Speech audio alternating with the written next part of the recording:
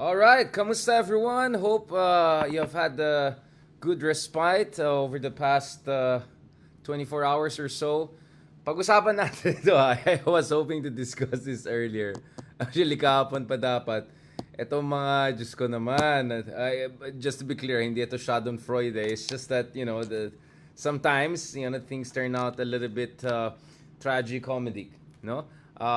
So, balikan natin ito. I was actually hoping kanina to have a conversation with Dr. Jay Tariela, spokesman of the Philippine Coast Guard. But obviously, alam niyo naman sa larangan ng national defense, sa larangan ng West Philippine Sea, medyo schedules can get a little bit fuzzy and there could be, some important meetings na so we'll just park that for now. Hopefully, mag-catch up tayo dyan. Obviously, we had the opportunity to talk to former Rear Admiral Ong just yesterday about itong tinatawag na influence operations, sharp power, itong mga tinatawag na 21st century makapili, no? And a while ago, we had a post dyan sa Twitter about what I call the ricarte syndrome. Obviously, I was specifically referring dun sa very tragic legacy of Artemio Ricarte, yung arguably the last Filipino revolutionary, no? Na he was so obsessed, and rightly so, with fighting against Western imperialism, American colonialism after the Spanish colonialism, that he ended up helping the Japanese to set up a whole occupation mechanism and regime dito sa Pilipinas. And I said, if you look at it, unfortunately, there are a lot of people who legitimately have concerns about the West, yung mga kakulangan ng Amerika, yung mga kapalpakan ng ginawa ng mga Western powers, yung mga tragic effect of yung mga interventions from Afghanistan to Iraq and so on and so forth. But that doesn't make bullying sa West Philippine Sea okay. It doesn't. And just because galit ka sa NATO or US or whatever, it doesn't mean na automatically bibilin mo yung propaganda ng kabila. No?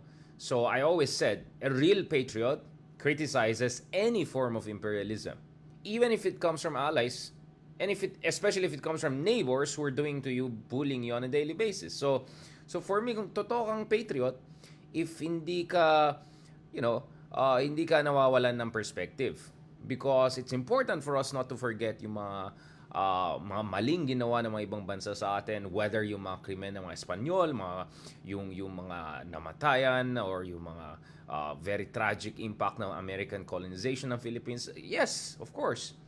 Not to mention yung Imperial Japan's horrible crimes in the Philippines. But, hindi ibig sabihin yan, biglang magbulag-bulagan ka dun sa mga kalokohan na nangyari ngayon laban sa atin, just because it's coming from a country that is challenging these very Western powers that you feel are being abusive or too hegemonic, So, I call that the ricarte syndrome, because I think it's unfair na we will paint everyone or anyone who has a line which is closer to the Chinese version of reality or Chinese version of the West Philippine Sea narrative or South Chinese narrative.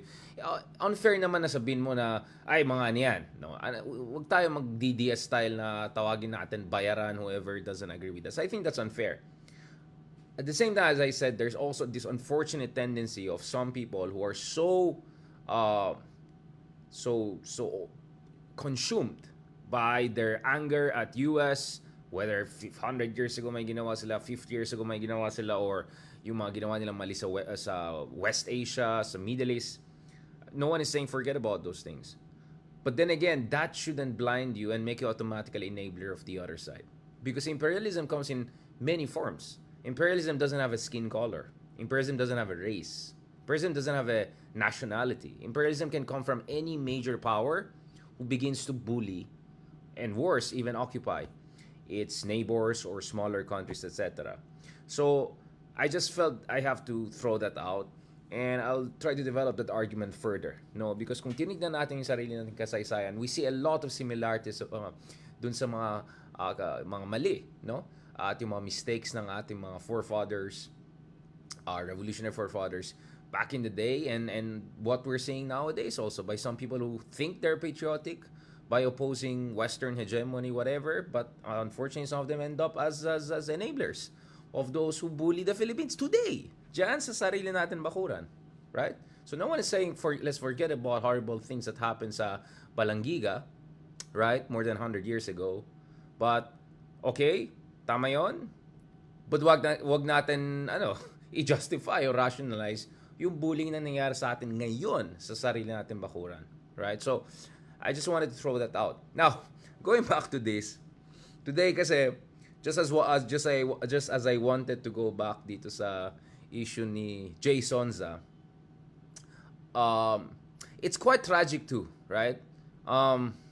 Again, this is not to sympathize or empathize or anything like that, but I'm not also in a Schadenfreude kind of mood. I don't think that's correct. I don't think it's ethically correct. And in our system, I don't know dun sa mga ibang ganyan, it's supposed to be presumed innocent until proven guilty. So, just because someone is arrested doesn't mean my final verdict now. So let's see what the court ruling is going to be. Now, let's shortly talk about this Sonza case. It's another tragic case. And then from there, let's go to the latest intervention by some of our most brilliant senators. Perhaps one of the most brilliant ever out there, no?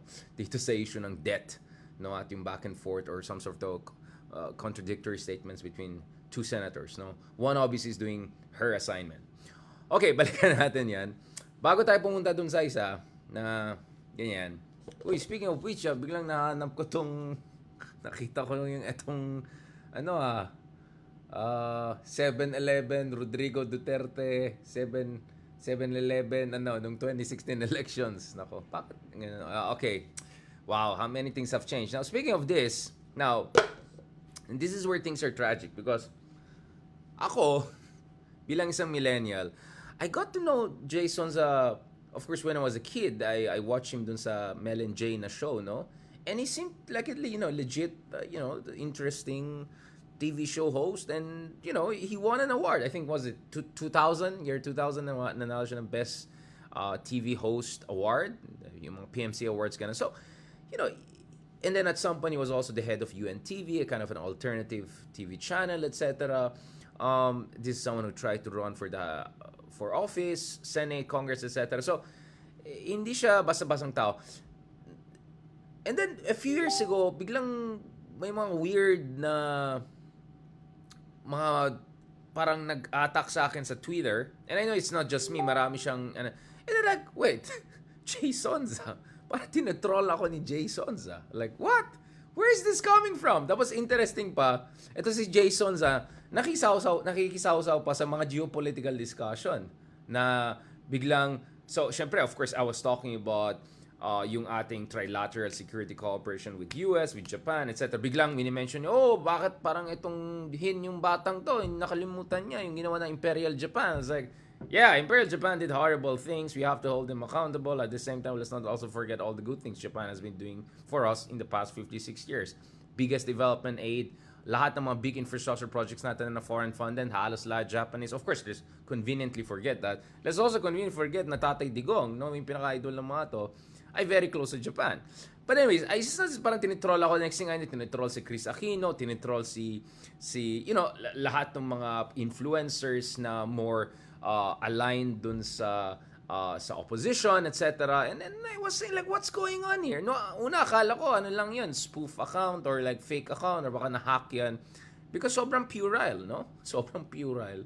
Yung mga tweets, parang katsipangan, di ba? And then, remember yung sinabi ni Chris Aquino, hindi ako papatol sa tao na ang followers niya ay double digit.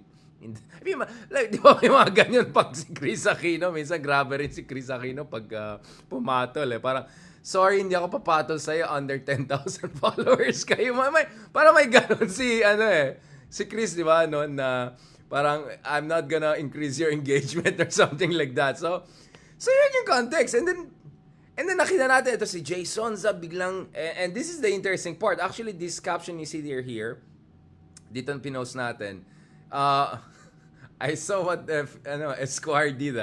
So, kinuha ko yan sa Esquire, kasi sa Esquire ko nakita yung update. So, nilagay dito, so sa right side, makita nyo nakalagay NBI detainee, naka-orange. Hindi naman Hermes orange or Louis Vuitton orange, more like Believe It orange. Pero dito sa left, very interesting yung choice ng picture na ginamit. Tingnan nyo yung shirt na suot ni Jay Sonza. 'Di ba? Movement for Media Reform, MMR. Yan. Isa pang interesting itong MMR na yan eh. Because it reminds me very much of yung mga alam niya na this dun sa mga nakikita ko. Kasi alam niyo mga kameta, ako I keep in touch with developments with Russia very closely, with China very closely, in the US obviously very closely, the disinformation campaigns in Europe, in US, alam natin yan. So, I was like, ano tong movement for media reform, mga ganyan, may mga Trumpian, mga ek-ek na yan. So, it's interesting na, well, biglang nawala sa eksena ito si Jay Sonza, and I was wondering what happened. Biglang tahimik na, hindi na tayo tinitroll sa Twitter. Boom! Next thing you know, ayan na. Don't worry, I'll get to it. But for the sake of discussion, of course, I suggest, baka ma-hurt si Banat by dyan, but I suggest check yung vlog kanina ni Attorney Libayan, may co-Baguio boy, for understanding of the legal context dun sa 6 years patas, prison rule, yung whole departure order, yung mga basics ng law. You can check it with them. I suggest you check Attorney Libayan as an interesting, just overview of the legalities of this aspect. But just to be clear, so may dalawang kaso dito, both estafa and large-scale illegal recruitment. Medyo, woof. So clearly, you're talking about crimes that make it very difficult for you to just, post bail and then just go abroad. Papunta yata Hong Kong or something like that. So, oof. So let's just go there and read it.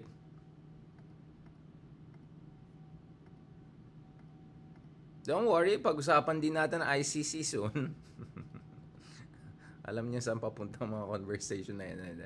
Hindi, so ito. So, ito po yung konteksto. So, estafa at large-scale illegal recruitment. Medyo malalaking krimen. Accusation. Kaso yan if ever lang ma-proven. So, isang spokesman for the Bureau of Jail Management and Penology, BJMP, confirmed na yung TV host Jay Sonza is currently detained after being arrested before boarding his flight to Hong Kong. So, papunta sa Hong Kong. Yes! Hong Kong! Dun, dun, dun. Okay, in a post by ABC reporter Zian Ambrosio on Twitter, known now as X, BJMP spokesperson J-Rex Bostinera said Sonza has been detained at the Quezon City Jail Quarantine Facility in Payatas, Quezon City. Uy, medyo hindi naman ganun kalayo. Okay, so may video dyan online. So sabi earlier, National Bureau of Investigation Assistant Director Glenn Ricarte. Okay. Sorry, boss si Carte, si Artemio yung minimension ko. Naku po, baka magalit si... Pasensya sa Ricarte, yun ang minimension ko si Artemio, baka magalit sa atin. Confirmed that they had custody of Sonza before turning him over to BJMP. According to a separate report by SBN News, the controversial host was detained and arrested by Bureau of Immigration 2 weeks ago. Ricarte, this is not Artemio, this is our Assistant Director sa NBI, said that Sonza was on his way to Hong Kong, but the immigration officials stopped him from leaving the country because of a pending estafa case against him. But detained Bureau of Investigation detained Sonza after learning there's an active warrant of arrest for him due to syndicated estafa and large-scale illegal recruitment. So, actually, I checked yung latest na mainstream media outlet na lumabas. So, this is from some Philippine Star. Yung iba from kahapon pa. Because I'm waiting for more details dun sa case niya before tayo magsalita because I don't want to jump to conclusion because unlike some other people, hindi tayo mga ubusin or nanlaban kasi kaya tama lang. Hindi tayo ganon. Right? We believe in rule of law. We believe in due process. Kaya sabi ko, wag muna tayo mag-jump to conclusion unless we have more details about the legal circumstances ng itong mga kaso laban sa kanya at as soon as we have some credible idea about the weight of legal cases against him, then perhaps we can have further analysis about this. All right? Very interesting. But now, let me go back to this because how should I put it? So, for 6 years, what we had is this. Ito yung parati kong sinasabi. Tama naman, totoo naman, yung kritisismo na may mga mali, may mga problema, minsan may corruption, etc. Doon sa journalism, doon sa media. Totoo naman na may problema, right? Kaya nga I always say, yung mga colleagues natin na journalists, yung mga leaders sa community, they have to call out, no? Because unfortunately, there is a history of envelope journalism, there's a history of slanted coverage, ako naman personally, for me, I always felt na masyadong oppositional yung media coverage. It tends to always look for what's wrong and lacking in the government and government policy, and sometimes there's not enough substantiation of the context, the barriers, structural limitations, etc., etc. Having said all of that, I can vouch for countless journalists. I've worked in ABS-CBN, I've worked in GMA, I'm now with folks in TV5 One News. I've worked at Philippine Daily Inquirer, I've written for all the big newspapers in the country, Business Mirror, Philippine Star. I can vouch for countless journalists and colleagues and friends out there na these are people who are doing their best to uphold not only freedom of expression, but also uphold this principle of holding power to account. No, speaking truth to power. Right? There's so many of them, and marami sa kanila you never get to know them. There are many of them who are unsung heroes. There are many journalists I know, especially female journalists, who face so much risks, no, to cover yung mga extrajudicial killings back in the day, yung mga sobrang mga kunyari daw ng laban but very very suspicious in circumstances, yung mga na-cover dun sa case ng Kian de los Santos. There's so many of them that we don't know them because of course, ang kilala lang natin, especially abroad, ay isang journalist lang sa Pilipinas. Apparently, we only have one journalist in this country. Apparently, there's only one media organization. But no, that's a complete nonsense. We have countless unsung heroes and reporters who have done very, very important job. Now, what we saw during the Duterte years was this. There was constant attack on the media by nitpicking on yung mga kakulangan ng media or making very big generalizations about, lahat bayaran, ganon. Now, obviously, in each community, there's going to be a black sheep. There is a problem with corruption, etc. Given na yan. There is, of course, editorial bias. Given na yan.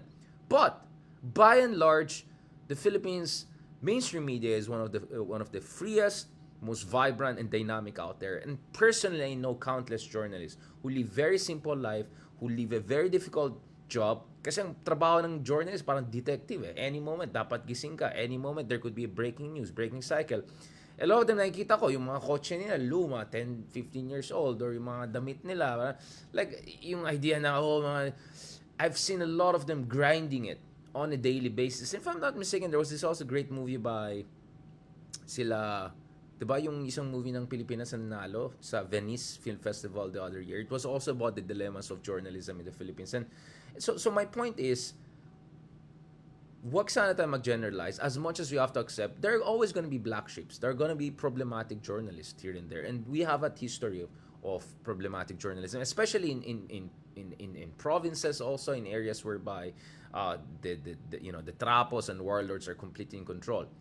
Now, what am I saying here? What I'm saying here is that what happened there was because many people were invested, because they voted for this guy, Duterte, they easily went for this argument na, yung media, mainstream media yan.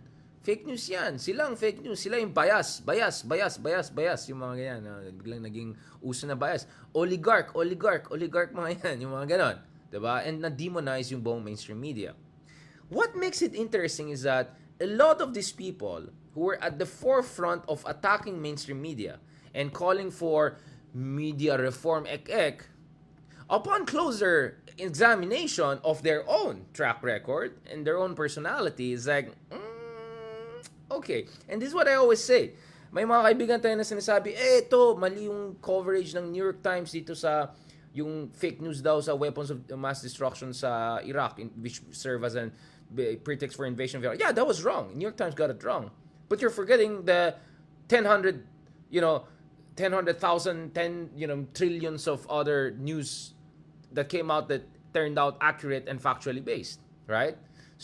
And yet, you easily fall for bloggers, ex-journalists, dodgy people, and in some cases, allegedly criminal people who just because they're questioning yung mga nagkikriticize sa idol nyo, biglang silang ina-idol nyo. So that for me is very problematic. So the media could be 5% wrong, mainstream media, or 10% wrong, but you're willing to go with people who are barely 10%, right? Because they're attacking those who are 90% right lang, but because they're attacking your idol, then doon ka na. For me, that's one of the most ridiculous things that I saw over the past years or so. Yung sobrang atat na mag-criticize at maghanap ng mga butas dun sa mga coverage ng media, etc. And then biglang, ano ulit ang source mo? I see blogger ganyan, blogger ganun. It's like, wow, very interesting. Tingnan muna natin yung sinasabi ng vlogger niya. Ayan. And once you go there, they don't want to go down that road na. Because alam nila yan. I mean, just look at a lot of these bloggers, a lot of these they don't even deserve the term thought leader, although I feel the term thought leader is so chipang. So woke, whatever. No, you're either a public intellectual or a real journalist or not. Okay. But anyway, going back to this. So, upon closer examination, we can see a lot of people who were leading the attack on mainstream media and demonizing the Maria Rezas of this world, demonizing the big newspapers, Philippine Daily Inquirer, ABS-CBN, whoever journalist, whoever thinker, whoever academic who was expressing their view. And then you examine them, or hintayin natin ng konti, makikita nyo, wait lang, sino ba to? Sino ulit itong mga taong yan? And that's exactly the argument we're raising today, which is yung mga tao na nag-argue against the Philippine Coast Guard. Yung mga tao na nagko-question dun sa sinasabi ng Philippine Coast Guard. And immediately, itinatanggap yung sinasabi ng kabila. Let's also see, ano bang background ng mga to? Saan ba sila galing? Totoong expert pa mga to? I mean, I find it interesting that there's fora there by supposed experts. And then literally, alright, sorry, I don't want to be pedantic about this or credentialist about it, but if you're a real scholar or expert, siguro naman meron kang Google Scholar na di ba, profile. Para naman makita namin ano ba talagang publication mo. Kasi if you're claiming to be an expert in geopolitics, siguro naman may mga na-publish ka na other scholars bothered to cite because they found it credible and reasonable and factual and decent enough. And then you look at this mga forum na yan, tingnan mo yung mga tao dyan, sino to? Biglang may think tank na, biglang naging expert na, biglang naging Ukraine analyst na, biglang naging, so wait lang, ano ba? So this is not about being credentialist. You're wondering what's going on here. Because for me, we have to have healthy skepticism vis-a-vis mainstream media, vis-a-vis government, but also vis-a-vis those people who are questioning them. Because you have to also make sure that, credible din yung criticism, right? Or, even if credible in criticism, hindi siya part of something not so credible in terms of agenda. So, that's why I'm saying we have to be healthy, active citizens. We have to constantly assess saan magaling itong mga ideas na yan. And in the same spirit, I always tell myself, also try to watch yourself in terms of whether justified yung biases mo. Because bias is not necessarily a negative thing. You can have a bias meaning leaning towards what? You can have a leaning towards facts-based analysis, right? So as someone who has an academic training, was also an academic, sometimes I wonder, baka naman yung bias natin for facts sometimes makes us underestimate power of not only disinformation, but yung tinatawag na mythos, no? So if you're familiar with the Frankfurt School, etc., and mga ganang cultural studies, politics in the modern era is driven by two primordial forces, logos and mythos. Logos is facts, evidence, analysis, etc. But there's also mythos, grand narratives that are emotionally resonant.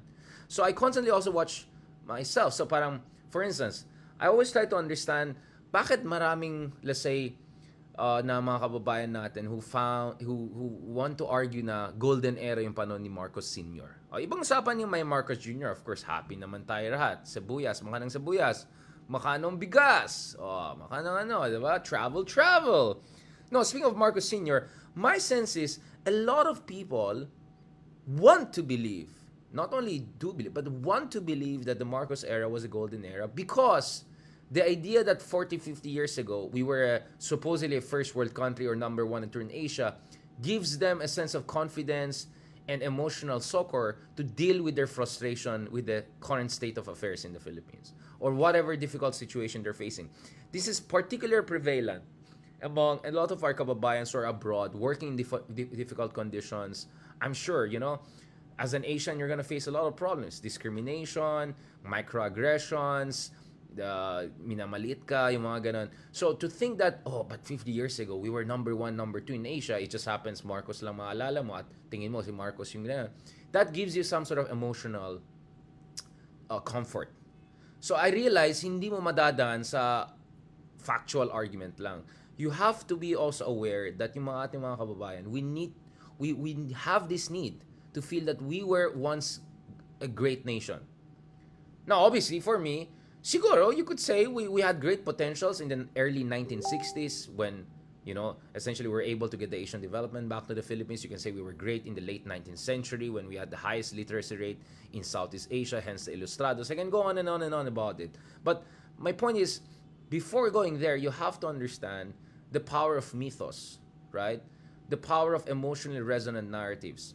That's why, quote-unquote, disinformation works, because disinformation combines half-truths with emotionally resonant storylines, heroes, etc. Mahalaga yan. So, you have to understand that. You have to very much understand that. So, for me, I had to revisit my bias for just factual database analysis because I realized it blinds you to greater reality out there, that the phenomenon of politics in country like the Philippines is shaped by the dialectical relationship or competition between mythos and logos. Do you get what I'm saying? So self-awareness, right?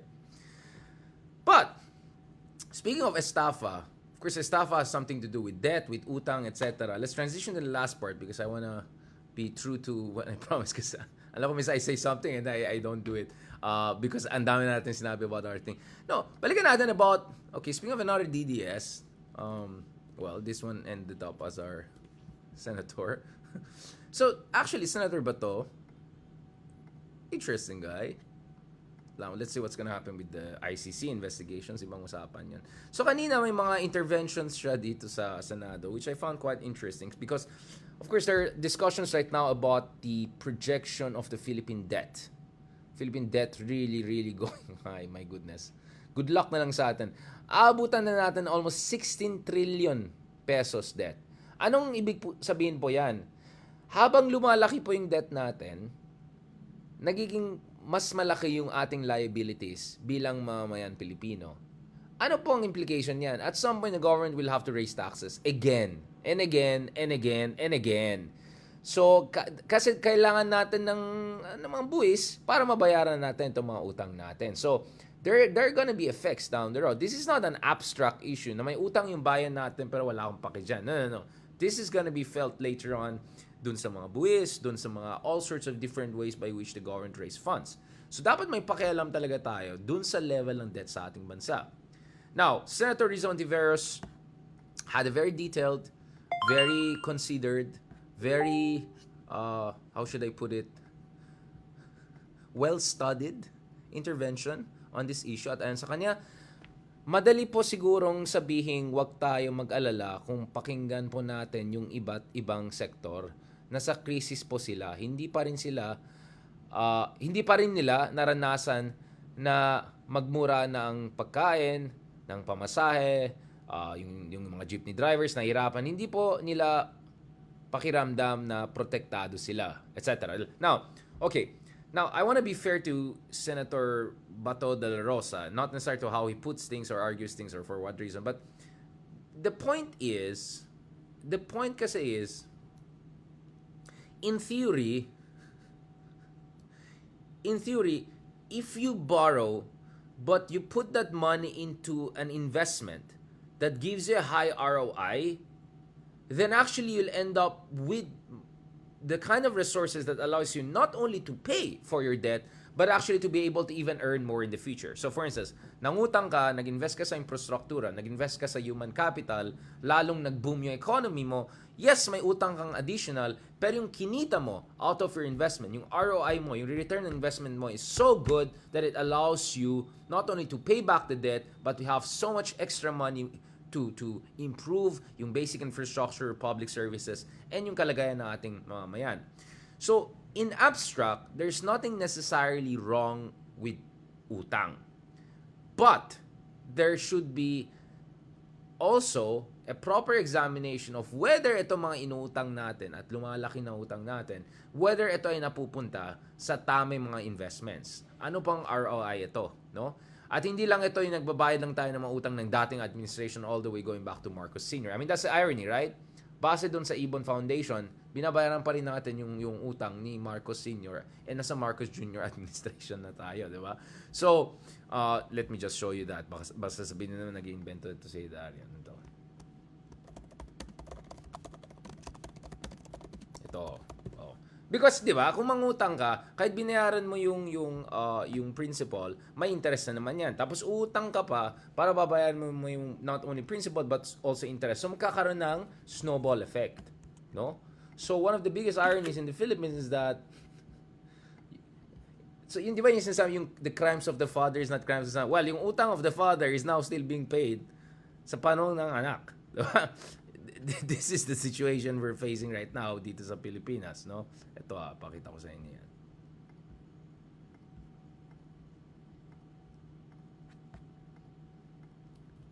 Para hindi niyo sabihin nag-invento tayo. Ito. So this is the study that so until 2025, mga 2 years pa until next midterms, binabayaran po rin natin yung snowball effect from the Marcos Sr. era pa sa panahon ni Marcos Jr. So that just tells you, pag nangutang ka and hindi sustainable yung borrowing mo, then malaking problema mo. Because one of the biggest problems we had during the Marcos era was a lot of the borrowing that happened napunta dun sa mga oligarchs niya, sa mga cronies niya. Alam niyo na nangyari, pero sa atin napunta yung liability. Sa kanila yung benefit, sa atin yung liability, and then yung kapalpakan ng mga sumunod na administration, hindi nila tinake out yung mga odious debt na yan. To be, model debtor nation, blah blah blah, mga congeniality nonsense na ganon, we just agree to pay whatever utang na iniwan sa atin ng Marcos Sr. administration. So the issue of debt in the Philippines is highly politically sensitive precisely because of the very bad history we have of high utang, low ROI, if not questionable ROI, and then of course the reality of massive corruption. Alam natin yan. Aminado mismo yung mga government official na ang laking pera na pupunta sa corruption every year. So, kaya syempre, you cannot blame people being sensitive about the issue of debt. Although, we're at around 60% of the GDP? That's high, but not as high as many other countries. Greece, 150, 200%. China, some would say if you put their hidden debt, it's also close to 200%. But nevertheless, just because others have it worse doesn't mean that we should just be reckless about this. And let's not forget yung ating credit rating is still not A, right? We're still at the upper middle level, we're still not A level. So cost of borrowing is still not that low yet. Hindi pa tayo AA level, right? Or A level. So that's why yung mga ganitong interventions ni Bato na don't panic mga Pilipino, utang lang yan. Parang it's kind of sounds insensitive. Although if ako yung nag-advise kay Bato, I would have said na dapat in-argue mo in a way I was saying, which is okay lang mangutang if napupunta yan sa tamang investments. Kaso, kung saan na napupunta yung discussion, should they have more babies to lower debt per capita? Like, yung mga ganyan, I mean, I honestly don't know what's going on here. Is this really a reflection of lack of debating skills or it is pa cute? I don't know what's going on. So, ito yung question. So, sinabi nila, kawawa pala tayo, hindi pa pinanganak yung apo ko, may ganito ng utang. Meron naman nagsasabi na mas maganda siguro kung mas mga anak tayo ng marami anak kasi para lumaki ang population. At pag lumaki ang population, mas marami maghahati-hati sa utang, mas mababang per capita ng utang natin. It's like, honestly, what's the purpose of that kind of point? I mean, it sounds funny and all, but this is quite a serious issue, right? I think we have to have a very intelligent, serious discussion about pag nangungutang ng Pilipinas, napupunta pa sa tamang investments. And how do you make sure na bawas-bawasan natin itong corruption para yung mga nangungutang natin hindi napunta kung saan-saan?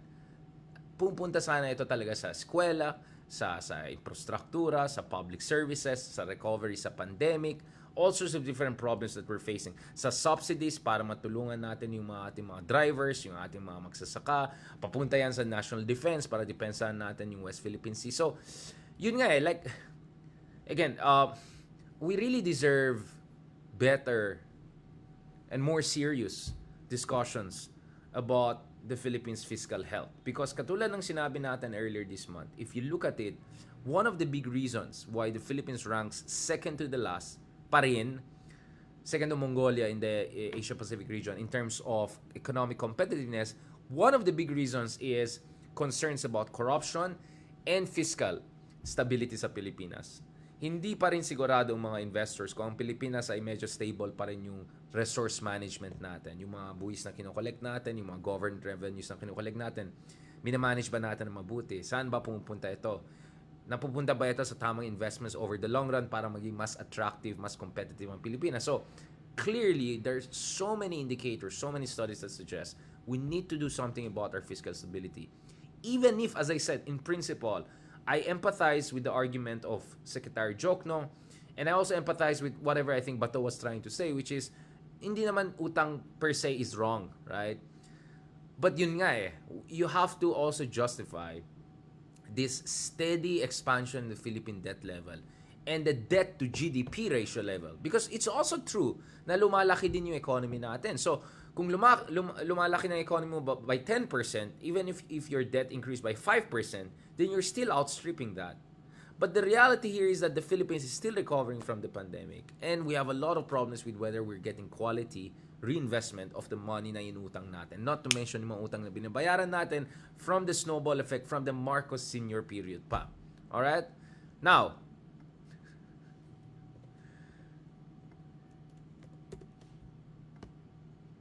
let's just end on this point. Ang dami ko pang pwedeng sabihin. Di pa rin tapos ang kape ko.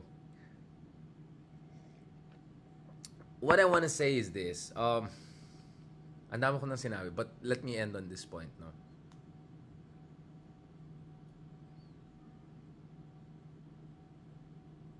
All that 6 years of Tatay Digong and all of that, I think it should be, I mean, it was a shock. But sometimes, if you interpret shocks in the right way, you can come out better and stronger than out of it. Diba? Yun yung parating sinasabi na the difference between the villain and hero is how they respond to either tragedy or trauma, right?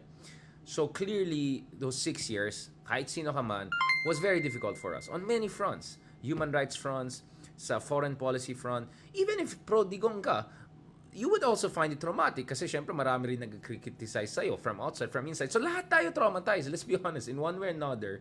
Traumatic talaga yung 6 years na yan.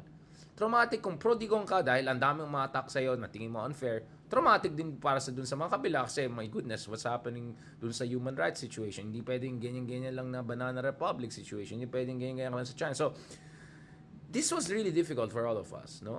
In many ways. So I see the value of the BBM just trying to chill it. Chill lang tayo. Huwag tayo mag-awa, unity lang. Pero we have to level up talaga. So, as I said, dito sa issues ng fiscal sustainability, wag sana yung mga pakyut-pakyut lang ng mga interventions. Or wag rin sana alarmist. I also don't agree dun sa alarmist. Utang natin ganito, blah, blah, blah. Again, there is a formula there. There's a debt to GDP ratio. There's a per capita level. There's an ROI questions. I'm not saying that's the case in the Philippines, but I'm saying dapat may ganyan tayong perspective. Hindi tayo alarmist. Just because ayaw mo kay BBM, wag mo exaggerate na everything is bad and horrible.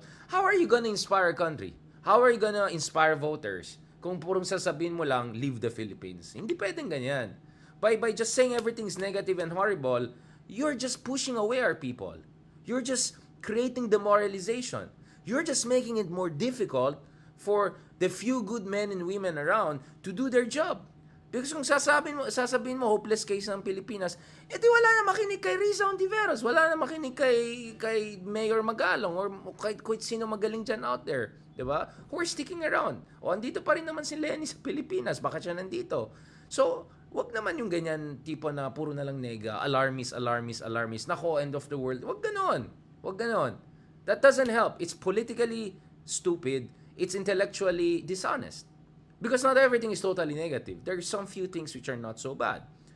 So, for me, it's about learning those right lessons. It's about acknowledging yung mga kakulangan at saka yung problema. But also pushing it. Right? Pushing the envelope. Constantly. And for me, after that 6 years of all of these Jay Sonza types attacking mainstream media, etc., well, now we see how credible these attacks were. nonetheless, dapat maging honest din ang mga kasama natin sa world of journalism na, we have to elevate the standards. We have to make sure the working conditions are better, the pay is more decent. We have to call out some weird practices. We have to resist some editorial interventions. We have to make sure oligarchs don't control the messaging. Even yan. But, nevertheless, all legit journalists in this country, and there are thousands and thousands of them, deserve credit for holding the line. Not just one person or one organization. Right? Just be clear about that. And then the other thing I would say also is, siguro ito na rin yung panahon na talagang tapusin na natin itong US ka ba or China ka ba. Yung ganyan, saan tayo tataya. Yung mindset na ganon, tama naman yung sinabi ni mendicant foreign policy, yung ganyan na saan tayo tataya. That kind of mindset is pathetic. Diba? Yung, stick ba tayo dun sa mga old power? Or banbago na tayo kagad dun sa isa-una? Pathetic yan. Loser mindset yan. Dahil kung matalino ka talaga at patriot ka talaga, you will look for a whole networks, flexible, asymmetric, dynamic networks of partnership para tulungan ang Pilipinas to push us in the right direction. Yun ang dapat natin gawin.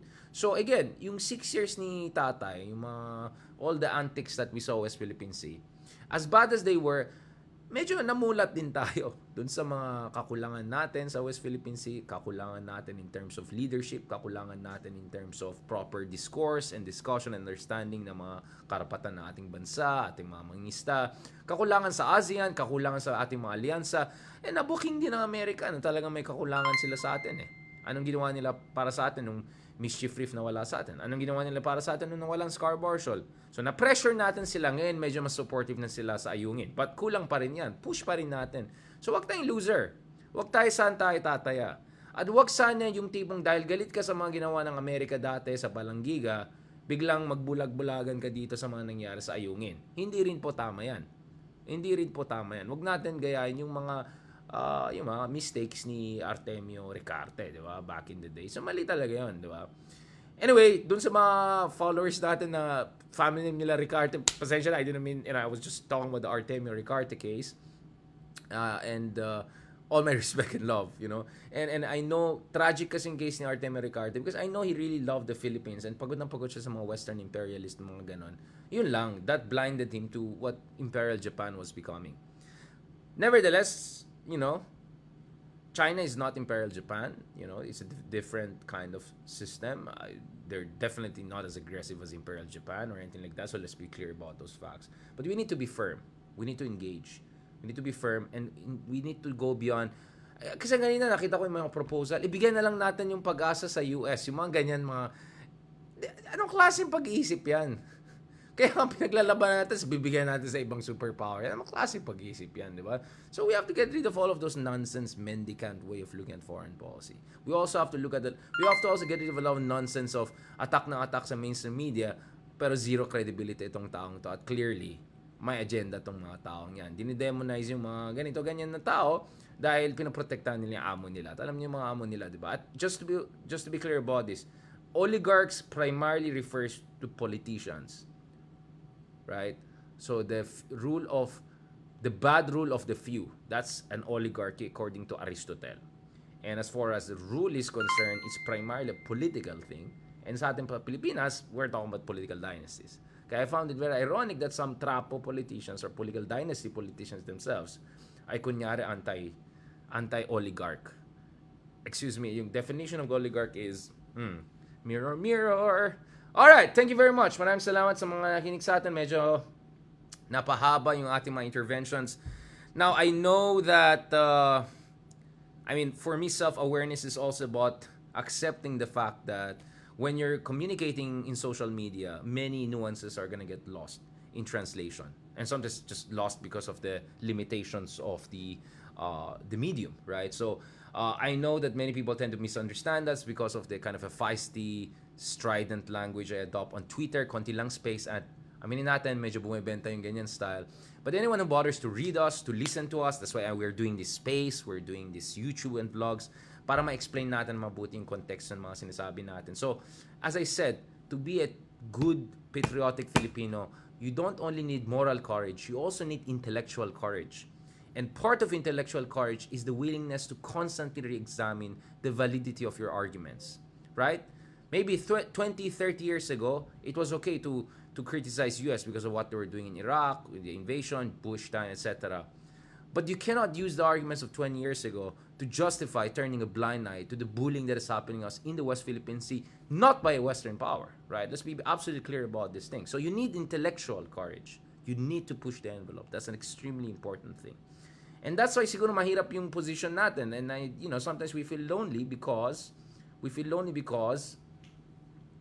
wala tayong kampo eh. Ayoko sumali dun sa mga pro-US camp. Hindi. Alam din nila yan eh. I'm very clear about it. At yung kabila naman, galit din sa atin kasi binubuking natin yung mga nila. It's very lonely. But someone has to start a kind of a third wave, right? Neither nor in a Hegelian sense, right? Dapat katulad natin yung mga nationalist patriot thinkers sa Indonesia, sa India, sa Turkey, sa Vietnam, yung mga tipong hindi tayo lalabanan natin to pero hindi tayo masyado magre-rely din doon sa kabila. Or kukuha tayo ng tulong dito pero hindi tayo maging tutan nila, 'di ba? Yung ganon dapat yung mindset at mag-develop tayo ng sariling kakayahan. So, you need intellectual courage for that, you need moral courage for that, and you need also, of course, we need to continue these kinds of conversations. So for me, the past 6-7 years were very difficult. Pero for me, marami din sa atin namulat, no? Dun sa mga talagang mga kakulangan sa ating bayan. At saka namulat din dun sa mga frustrations na ating kababayan. Many people are so frustrated, they'll vote for anything different. Kasi pagod na pagod sila dun sa mga old trapo politics. Kasi naman Silve, ang galing ng presidente mo, malinis yung presidente mo, sabi natin sa Aquino. Or even if si Lenny naging presidente, bababa ka dito. Bababa ka dito sa lahat ng, puro mga political dynasty warlords and all. Let's be honest, hindi na ni Aquino yan nung time niya. Aquino tried his best at the national level, but there was no massive transformation at the local level in terms of politics. Now, sa tingin niyo, if Lenny were the president, would she have gone that far? Would she have been revolutionary to break warlordism and political dynasties? Or could she have done that? Or could she have done that within the existing liberal capitalist framework we have? Diba? Baka ma-retag na ako. But you see what I'm saying? Like, dapat malalim tayo mag-isip. Hindi yung manok ko, manok mo, pula, dilaw, yung mga ganon. Kakamping, Huwag ganan. Yung mga ganon style. Kawawa yung bayan natin, hanggang dyan lang tayo. Para tayong mga bata, nag-aaway lang. My team versus your team. Hindi pwedeng ganyan. So, yes, it gets lonely. Sometimes, dahil kine-question natin yung mga multiple camps. But, sa aking palagay, that's the only right thing to do. And I know talaga, history is on our side. History is on your side. And then, thank you so much sa lahat ng mga nakikinig sa atin. Thank you for keeping your comments polite and constructive. I appreciate that. So, thank you very much again sa lahat ng mga nakikinig sa atin dito sa Twitter. Ayan, si Prof. Ben Vallejo. Ayan, si Sir. Kinote yung ating kaibigan na the late Sionel Jose. I mean, again, Sionel Jose, nako, kailangan natin ng separate vlog kay Mang Frankie, no? My fellow Ilocano. We had fantastic conversation together. Of course, I had some of my disagreements with some of the things that he wrote later on in his 90s. But let's never forget the great works of art and patriotic literature that he produced throughout almost a century of life. So God bless him. God bless his soul. Please, wag tayong mag-cancel culture, whatever. Go and read his stuff, including yung Vibora, no? Yung story ni Ricarte. He wrote a whole novel about that, which I think is really worth it. Maraming salamat also kay Ma'am Jocelyn, kay Kabudil. Sabi niya, worth mentioning too that the money used to service the loan is money taken away from public services like health, exactly. Yung loan payments also, in fact, one big reason na konti lang yung infrastructure na ginawa after Marcos Sr. is because napupunta sa pangbayad ng utang. Ang laki ng share ng ating national budget ay napupunta sa tinatawag na debt servicing. That is a big mistake. And guess who justified that? Technocrats justified that. Not dynasties and trapos, technocrats. So we have to also blame this squeaky clean, Ivy League graduate, economists, technocrats, etc. Because they not only enabled it, they engineered a lot of yung mga kapalpakan na economic policies that is holding us together. They brought the tariff down when they shouldn't have. They exposed us to competition when they shouldn't have. They did not invest in industrial policy. They didn't have a smart trade policy. They just focus on inflation but they forgot about employment generation. So yun, dapat pag-usapan natin yan. So thank you very much again sa mga Cup-Spacers natin. And yes, let's continue this conversation.